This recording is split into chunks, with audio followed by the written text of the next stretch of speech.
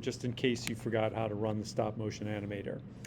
Hopefully you'll click the link that's in Schoology and it will bring you to this page, and yours will say attach or download the app or something like that.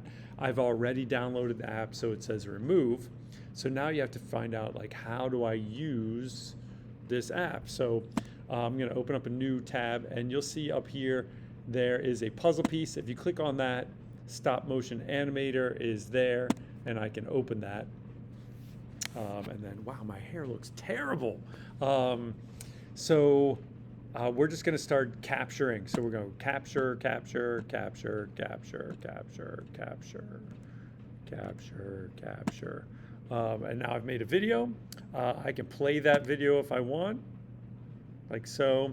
And then when I'm getting ready to save, I hit the save button and I'll call it a sample movie or something, whatever you're going to do. And boom, it's there, it'll play. Now the question is, where did it go? So on my computer, I can search. I'm going to search for sample movie and boom, it shows me where it is. So I know that it's saved on my machine and everything's in good shape. Okay, that's it. So the question is, what if you don't finish in one day? You can open them back up again, and I believe you can add things to the end, but I would advise you to finish the video in one day.